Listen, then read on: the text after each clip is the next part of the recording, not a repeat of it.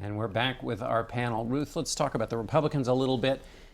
Donald Trump and Paul Ryan have still yet to have their final moment of unity. But Republicans, we saw with Senator Johnson, he's on board with the Trump train. They seem to have really come behind Donald Trump. All that talk we had about disunity, the polls and otherwise seem to suggest people are on board.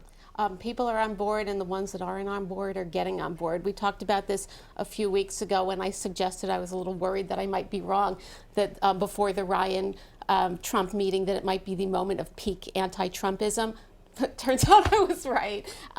Everyone is getting on board. There's kind of Mitt Romney and a merry band of hand-wringing, and I mean that in the best possible way, columnists. Some of them work for me. And one Nebraska senator. And one Nebraska senator who are kind of the remaining holdouts, and both, significantly, both voters, Republican voters, and Republican elected officials, and Republican fundraisers are coming on board.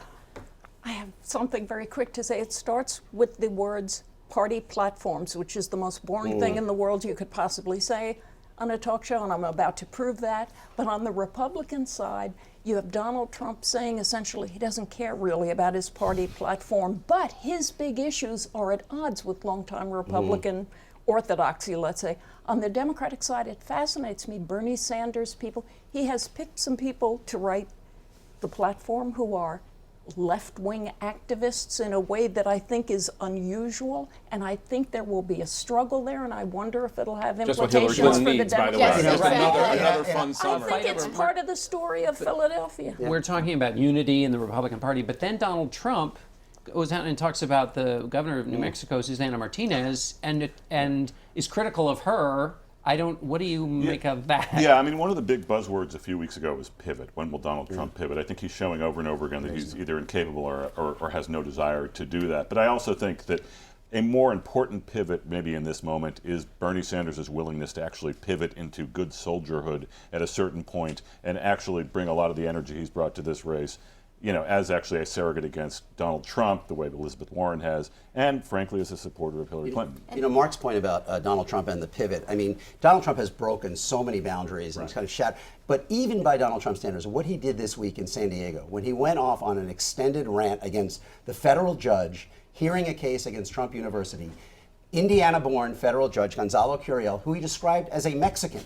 Okay, I mean, that is a striking use of language. I think it is comparable to what he did when he did not denounce David Duke the Sunday before Super Tuesday on CNN. I mean, it is. I mean, this isn't. I mean, we're well beyond dog whistling. Yeah, we're well beyond dog whistling, and I think that. Whistle. I mean, I think it is a very legitimate question to Donald Trump. Why is the ethnicity of this judge, who was born in Indiana, graduate of Indiana University, why is that relevant? And why is a presidential candidate attacking by name a judge hearing a case against him? You know why it's relevant to Donald Trump? Because when he did that, people cheered. That's why it's relevant. It works. And here's Donald Trump's version of a pivot. Donald Trump's version of a pivot is if you say something or do something, in the case of this judge, that displeases him, he will pivot and turn on you because he is, as he's told us, the counterpuncher. So it doesn't matter if it's somebody on your team, like the governor of New Mexico, who you might want, or somebody who's your opponent, like Hillary Clinton, or Elizabeth Warren, who he attacked this week as a big mouth Pocahontas. Not helpful. Big mouth. Women don't like that. Peggy, if I'm a Republican running a race and I see this, it's unprecedented and quite unpredictable for Donald Trump to have gone after Susana Martinez. I mean, in other words, in a unity moment, to pick a popular rising star in the party and go after them.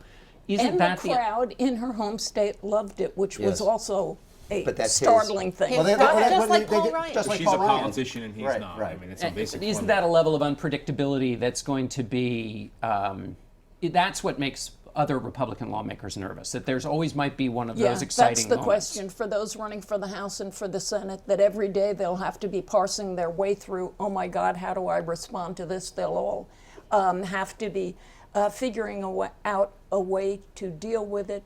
Donald Trump ought to do those men and women a favor and stop this, but it's not sure that he can. We talked about people around Hillary can't tell her the truth.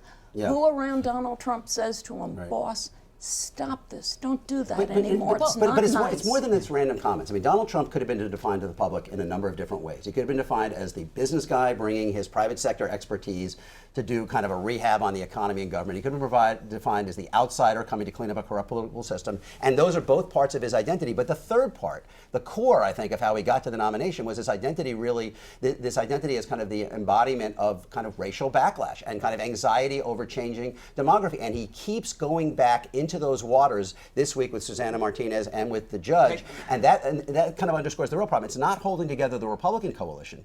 It's that the Democratic coalition, which is essentially diverse America and the portions of white America most comfortable with that, will turn out in big numbers. And even if the Republican coalition does turn out, he probably can't overcome that. Last word to you, Jeff. Peggy, he's not going to stop insulting Mexicans and Native Americans as he did this week because it's working, and he goes with what works. I think that's a simple.